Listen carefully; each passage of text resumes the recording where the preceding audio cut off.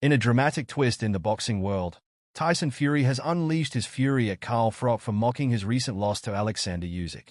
After suffering back-to-back defeats, Fury's frustration has spilled over, particularly targeting Froch's critical comments about his performance. Instead of taking the loss in stride, Fury has turned his attention to Froch, who has never shied away from voicing his opinions, and this time, the backlash has been intense.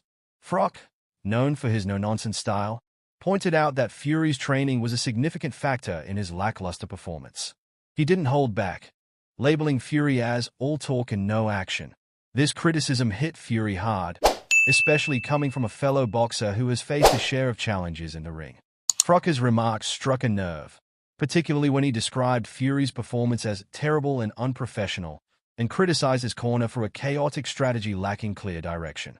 Fury's reaction was predictably over the top, reflecting his discomfort with the scrutiny. "Listen, haters are going to hate," he said, dismissing Froch's comments as jealousy.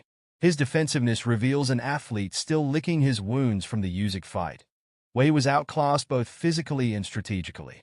The fight itself was a pivotal moment in boxing history. Usyk delivered a masterclass that left Fury looking bewildered. Despite his imposing size, Fury struggled against Usyk's speed and tactical prowess, which forced him into a corner, literally and figuratively. Critics noted that while Fury had moments of success, he couldn't sustain the pressure, leading to a standing 8 count that signaled the end of his dominance. Froch's remarks about Fury's obsession with money also resonated deeply. He accused Fury of prioritizing financial gain over his legacy, arguing that the heavyweight champion had traded greatness for a paycheck. This assertion painted Fury as a fighter whose loud bravado couldn't mask the cracks in his armor, and it's a narrative that resonates in a sport often defined by legacy and honor. Moreover, the dynamic between Fury and his father, John Fury, has come under scrutiny. Froch suggested that John's presence in Tyson's corner might be detrimental, claiming that the chaos during the Usyk fight stemmed from conflicting voices rather than a unified strategy. This raises questions about whether Tyson can regain his form without the overshadowing influence of his father's larger-than-life persona.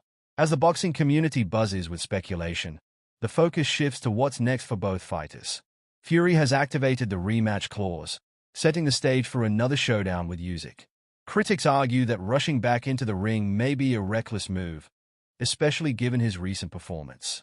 Analysts like Pauli Malignaggi suggest that Fury must completely overhaul his approach, focusing on using his size and power effectively instead of trying to outmaneuver a fighter like Usyk.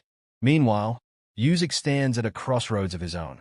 Having achieved unprecedented success, including undisputed titles in 2 divisions, the question arises: should he retire on a high note or continue to prove himself against other top contenders like Anthony Joshua or Deontay Wilder?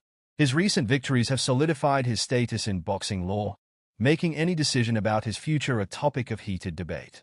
As Fury navigates the fallout from Froch's criticisms and his own defeats, he must also contend with the broader implications for his legacy.